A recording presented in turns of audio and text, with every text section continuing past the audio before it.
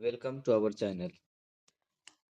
हम सब ninth class का जो बायोलॉजी है भारतीय भवन का उसका क्वेश्चन आंसर कर रहे थे और पहला चैप्टर में अति लघु तक का क्वेश्चन आंसर करे थे जिसका नाम है कोशिका जीवन की आधारभूत इकाई।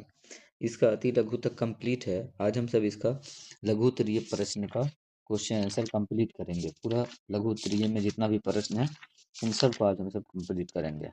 तो चलिए हम सब क्वेश्चन आंसर करना स्टार्ट करते हैं। तो लघु उत्तरीय जो प्रश्न है, तो यहाँ पे पहला प्रश्न नहीं लिखा हुआ है। लघु उत्तरीय प्रश्न का जो पहला प्रश्न है उसमें लिखा हुआ है कि निम्नलिखित में किन्हीं दो के प्रमुख कार्य बताएं। तो पहला में जो है 9 भाग है। तो पहला का पहला में जैसे लिखा हुआ है राइबोसोम, दूसरा में माइटोकॉन्ड्रिया, इस तरीके से 9 गो है। 3 नंबर में लिखा हुआ हरित लवक, 4 नंबर में गुणसूत्र, 5 नंबर में है गोल्जी उपकरण, 6 नंबर में है रिक्तिका राजधानी। इसी तरीके से 9 नंबर तक है। तो हम सभी का प्रश्न का उत्तर जानेंगे। कह रहा था कि किसी दो के कार्य बताएं। तो हम सब सभी के कार्य लिखे हैं। जैसे पहला में राइबोसोम के अगर हम कार्यों की बात करें तो ये प्रोटीन का निर्माण करता है और कोशिका में प्रोटीन संश्लेषण का स्थान है। उसके बाद है माइटोकॉन्ड्रिया। तो माइटोकॉन्ड्रिया का कार्य है कि कोशिका में ऊर्जा का उत्पादन करता है। श्वसन क्रिया का मुख्य केंद्र है ये। हरित लवक है 3 नंबर में, जिसको क्लोरोप्लास्ट कहते हैं। इसका प्रमुख कार्य है प्रकाश संश्लेषण करना और भोजन निर्माण में सहायक। उसके बाद है 4 नंबर में गुणसूत्र। गुणसूत्र का जो कार्य है वह वंशानुगत गुणों को वहन करता है और कोशिका विभाजन में सहायक होता है। गोल्जी उपकरण है 5 नंबर में, प्रोटीन और लिपिड का संशोधन व पैकेजिंग करता है और स्रावी पदार्थों का परिवहन करता है। 6 नंबर में है रिक्तिका या फिर राजधानी। इसका कार्य है कोशिका में जल व भोजन संग्रहण करना। उसके बाद है कोशिका को दृढ़ता प्रदान करती है ये। 7 नंबर में है कोशिका भित्ति। तो इसका जो कार्य है वह कोशिका को आकार व सुरक्षा प्रदान करती है, कोशिका को फटने से बचाती है। 8 नंबर में है कोशिका झिल्ली। यह जो है पदार्थों के अंदर बाहर जाने को नियंत्रित करती है, कोशिका की सुरक्षा करती है। 9 नंबर में है लाइसोसोम। यह जो है अपशिष्ट पदार्थों का पाचन करता है, खराब कोशिकांगों को नष्ट करता है, जिसे आत्मघाती थैली कहते हैं।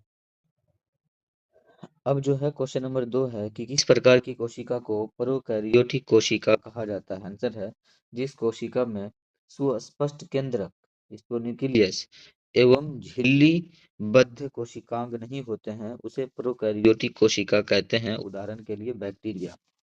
2 नंबर क्वेश्चन है पादप कोशिकाओं और जंतु कोशिकाओं में मुख्य अंतर क्या है।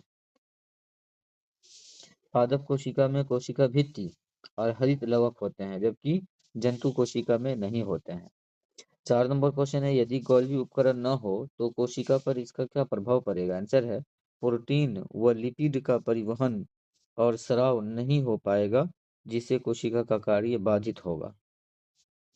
5 नंबर क्वेश्चन है कोशिका के किस अंग को बिजली घर कहते हैं और क्यों। आंसर है माइटोकॉन्ड्रिया को बिजली घर कहते हैं क्योंकि यह ऊर्जा का उत्पादन करता है। 6 नंबर क्वेश्चन यहाँ पे नहीं लिख सके हैं, प्रिंट मिस्टेक हो गया है। 6 नंबर क्वेश्चन है कि एंडोसाइटोसिस किसे कहते हैं। आप किताब से क्वेश्चन लिख सकते हैं। क्वेश्चन है एंडोसाइटोसिस किसे कहते हैं। आंसर है इसका कोशिका द्वारा बाहरी पदार्थों को झिल्ली के अंदर लेना एंडोसाइटोसिस कहलाता है। क्वेश्चन यही था कि एंडोसाइटोसिस किसे कहते हैं। 7 नंबर क्वेश्चन है कि लवक कितने प्रकार के होते हैं एवं इनके क्या कार्य हैं। तो आंसर है कि लवक 3 प्रकार के होते हैं। पहला हरित लवक, दूसरा है वर्ण लवक। इसके कार्य हैं हरित लवक के प्रकाश संश्लेषण। 2 नंबर में जो है वर्ण लवक, इसका कार्य है रंग प्रदान करना। उसके बाद है श्वेत लवक, यह भोजन का संग्रह करता है। 8 नंबर क्वेश्चन है केंद्रक झिल्ली में पाए जाने वाले छिद्र का क्या कार्य है। आंसर है केंद्रक और कोशिका द्रव के बीच पदार्थों का आदान प्रदान करना। 9 नंबर क्वेश्चन है जीन को अनुवांशिक इकाई क्यों कहते हैं। आंसर है क्योंकि जीन जो है वंशानुगत गुणों को एक पीढ़ी से दूसरी पीढ़ी तक ले जाते हैं। 10 नंबर क्वेश्चन है विसरण और प्रसारण में क्या अंतर है। आंसर है विसरण में किसी भी पदार्थ का गमन होता है, जबकि परासरण में केवल जल का गमन होता है। 11 नंबर क्वेश्चन है, जीवों में पदार्थों के परिवहन की क्या आवश्यकता है? आंसर है भोजन, जल, ऑक्सीजन एवं अपशिष्ट पदार्थों के आवागमन के लिए।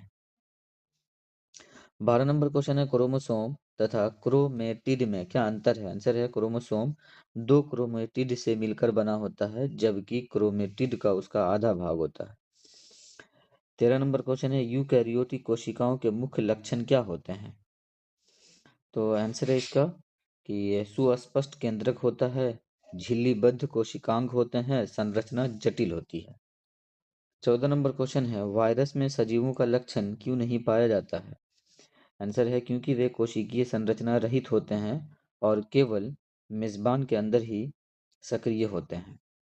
15 नंबर क्वेश्चन और लघु उत्तरीय का ये लास्ट क्वेश्चन है कि चिकनी अंतःप्रद्रव्य जालिका तथा खुरदरी अंतःप्रद्रव्य जालिका में मुख्य अंतर क्या है? आंसर है चिकनी ER पर राइबोसोम नहीं होते हैं, जबकि खुरदरी अंतःप्रद्रव्य जालिका इसको कहेंगे पर राइबोसोम होते हैं। तो दोस्तों ये जो लघु उत्तरीय प्रश्न था ये कंप्लीट हो चुका है। अब हम सब नेक्स्ट वीडियो में दीर्घ उत्तरीय प्रश्न को कंप्लीट करेंगे। यदि आपको यह वीडियो यूज़फुल लगा हो तो आप वीडियो को लाइक कर दें, शेयर भी कर दें और चैनल को सब्सक्राइब नहीं किए हैं तो चैनल को भी सब्सक्राइब कर दें ताकि इस तरह के प्रत्येक वीडियो की नोटिफिकेशन आप तक पहुंचती रहे। मिलते हैं नेक्स्ट वीडियो।